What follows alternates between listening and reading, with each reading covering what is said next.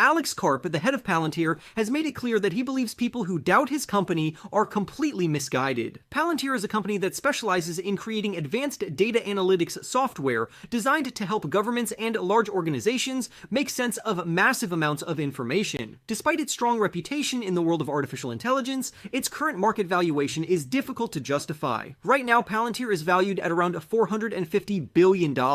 When that figure is compared to its financial performance over the past year, it means the company is valued at roughly 137 times its annual revenue and more than 624 times its net profit. These numbers indicate that investors are paying an extremely high price for each dollar of sales and profit that Palantir generates. To put that into perspective, consider Nvidia, the world's most valuable company and one of the central players in the artificial intelligence boom. Nvidia trades at around 28 times its sales and 54 times its net profit. That comparison shows how Palantir's valuation is far more inflated than even the biggest name in artificial intelligence hardware. When you have a company valued this highly, compared to its actual profits, it becomes difficult to argue that the stock is fairly priced. Palantir serves an incredibly diverse customer base, working with everyone from America's Central Intelligence Agency to Wendy's, the fast food restaurant chain. The company's wide reach across different industries has helped it build a strong reputation. However, it also shares many characteristics with meme stocks that have gained popularity on social media platforms. Many retail investors absolutely love Palantir and treat it almost like a movement rather than just a company. Some of them even wear shirts that say Palantir to the moon, which shows how emotionally invested they are in the company's success. At the same time, Palantir is not shy about its patriotic identity. It frequently promotes its close ties to the United States military and its support for national defense. This makes the company very appealing to some people while also making it controversial to others. Alex Karp often leans into this polarization. In a recent letter that was published on November 3rd, along with Palantir's latest quarterly earnings report, he criticized what he described as the chattering class, meaning analysts and commentators who fail to see his company's potential. He went even further, saying that many of Palantir's critics were trapped in a kind of deranged and self-destructive confusion about what his company is trying to achieve. However, it appears that the group of people who remain doubtful about Palantir's long-term prospects is growing rather than shrinking. The day after the company released its earnings report, Palantir's stock price fell by 8%. This decline happened after it became known that Michael Burry, the well-known investor who famously bet against the subprime mortgage market before the global financial crisis, had taken a large position betting against Palantir. For many investors, that was a serious warning sign because Burry's track record of spotting financial bubbles gives his moves significant weight. If the excitement around artificial intelligence starts to fade, Palantir's stock price could face a sharp correction. The company's extremely high valuation is built largely on future expectations rather than current profits, which makes it vulnerable if investor enthusiasm cools. However, even if the share price does drop, Palantir's core business remains solid. The company continues to expand its customer base and improve profitability. Between July and September, Palantir's revenue grew by 63% compared to the same period the previous year. Even more impressive was its adjusted operating profit, which climbed by 118%. This means that the company is not only bringing in more revenue, but is also managing to control its costs and improve its efficiency at a remarkable pace. Following the release of those results, analysts at Morgan Stanley, one of the largest investment banks in the world, commented that it was difficult to find a better example of strong underlying financial performance in the software industry. A big reason behind Palantir's rapid growth is the success of its artificial intelligence platform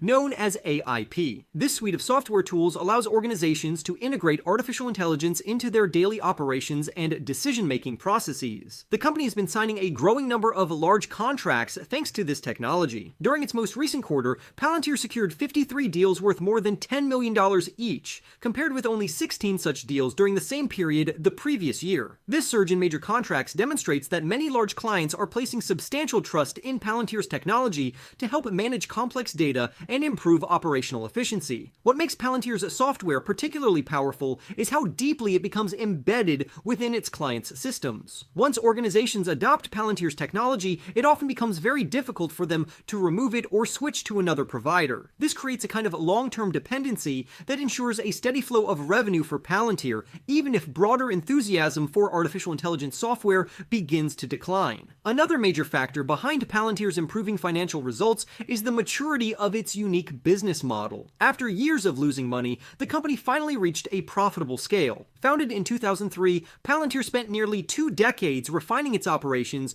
before achieving its first full-year profit in 2023. The turning point came when its strategy of embedding what it calls forward-deployed engineers directly within client organizations began to show results. These engineers work closely with customers to help them implement and customize Palantir's software for their specific needs. Unlike many software-as-a-service companies that focus on selling ready-made products, Palantir takes a much more hands-on approach. This allows it to deliver tailored solutions that are more deeply integrated into each client's workflow. Despite this complex and labor-intensive process, Palantir still manages to maintain an impressive operating margin of 33%, which demonstrates strong financial efficiency. Remarkably, the company continues to grow without needing to increase its workforce significantly. As these forward-deployed engineers work with clients, they also gather insights that make Palantir's products better for other users. In other words, the more customers the company serves, the more its software improves over time. This creates a kind of self-reinforcing cycle where each new client adds more knowledge and refinement to the system, making the software increasingly valuable. For Palantir, solving complex problems for one organization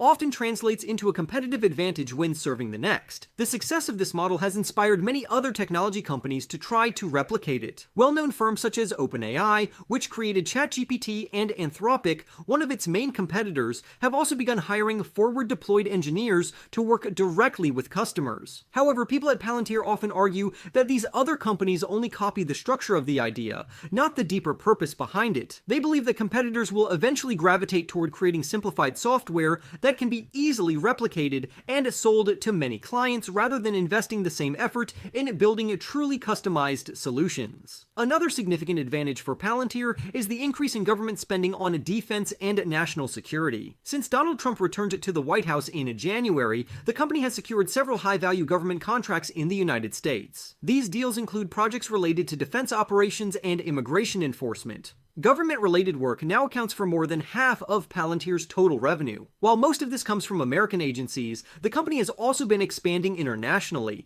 winning contracts with foreign governments such as the United Kingdom. The confidential nature of Palantir's work with governments makes it difficult for outsiders to evaluate the true value of the company's business. Many of its contracts are classified, which means investors must rely on limited information. The company's executives sometimes make it even harder to understand what Palantir does by using highly technical language, including complex terms like ontology, to describe their technology. This can create a sense of mystique around the company, which may contribute to both its appeal and the confusion surrounding its valuation. However, when one looks past the grand claims and secretive atmosphere, what remains is a company that has built a strong and sustainable business. Palantir's blend of deep government ties, strong commercial growth, and increasing profitability suggests that it is positioned to thrive over the long term, even though its stock may currently be overvalued compared to its earnings. Its core technology, customer relationships, and track record of solving difficult problems provide a foundation that few companies can match. In conclusion,